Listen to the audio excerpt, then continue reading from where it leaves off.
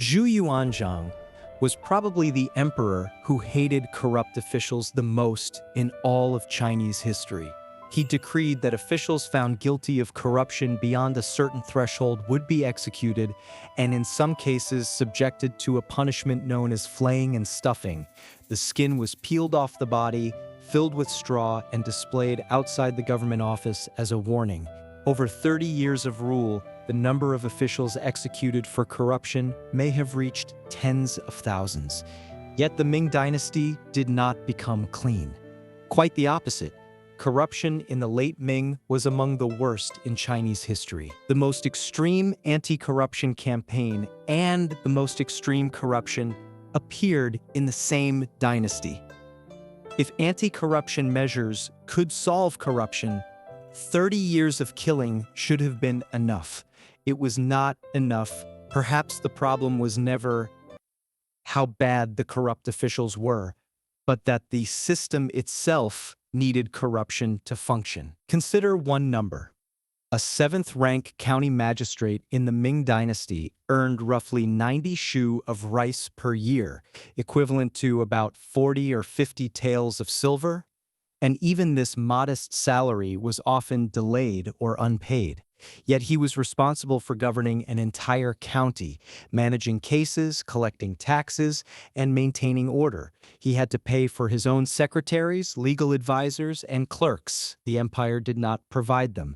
The court gave him a salary. Reality demanded an entire institution. He had to cover the wages of his runners, the pay of his scribes, even the cost of ink and paper in his own office. His official income did not come close to covering his actual expenses. This was not a problem unique to the Ming. Across 2,000 years from the Han to the Qing, official salaries were almost always below what the job actually required. Whether this began as fiscal limitation or deliberate policy, low pay eventually became embedded in the system, and the system learned to use it. A newly appointed magistrate arriving at his post full of idealism would quickly discover a brutal reality. His salary could not feed his family, let alone run his office. He had two choices. He could insist on integrity and watch his administration grind to a halt, or he could accept the unwritten rules that everyone else already followed. Surcharges known as meltage fees, customary gifts called ice tributes, and charcoal tributes. These sounded like corruption, but within the system they were open, expected, and tacitly approved by superiors.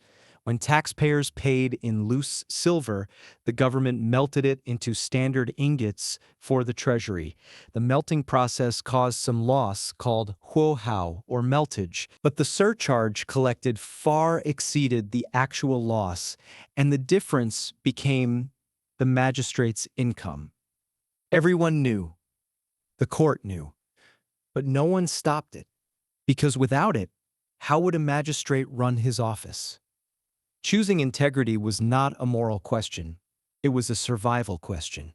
In this system, an official who refused to participate was not a saint.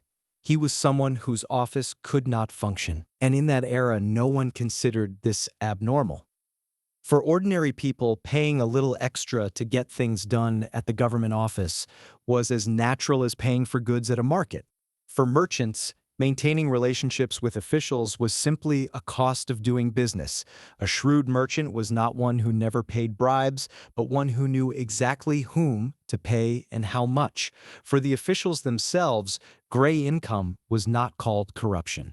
It was called customary fees. It had names, standards, and professional norms like a craft that needed to be learned. From top to bottom, no one saw this system as something to oppose because every participant got something they needed. Ordinary people got access to government services, merchants got the protection to operate, and officials got the means to survive. It was not a system imposed on people. It was an ecosystem that everyone collectively maintained. This is also why Zhu Yuanzhang could kill tens of thousands and change nothing.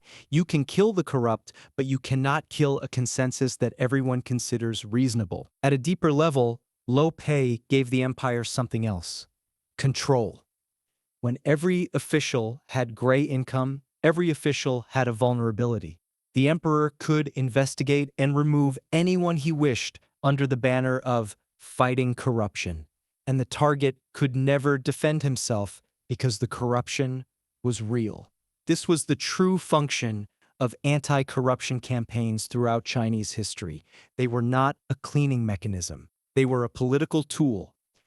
When an emperor needed to eliminate a rival, anti-corruption was the perfect weapon. Morally unimpeachable, legally documented, and applicable to virtually anyone, because the system guaranteed that everyone was guilty. The story of Hessian is the most extreme example. He accumulated staggering wealth during the reign of Emperor Qianlong. The exact figures are disputed in the historical sources, but the sheer scale is beyond question. Did Qianlong know?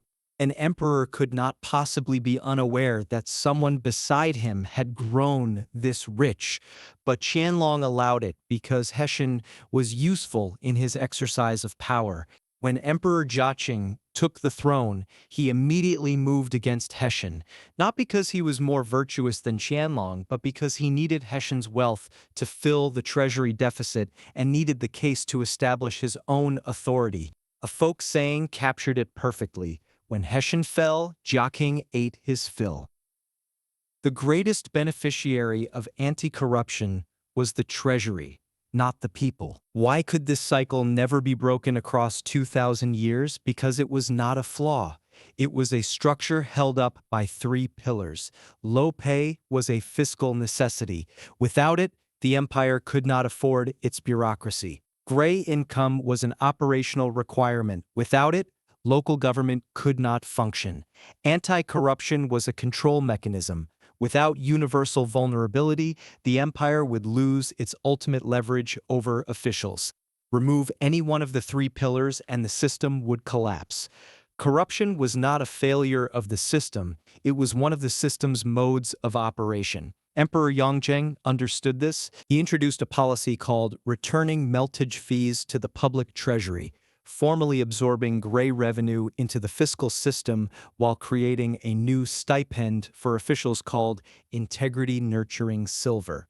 The very name was an admission. You had to pay for integrity. But within decades, new gray spaces emerged again because institutions could be reformed, but the basic arithmetic people faced within the system did not change. As long as formal income fell short of actual need, informal compensation would appear on its own. Zhu Yuanzhang killed for 30 years, and corruption in the Ming ended up worse than when he started.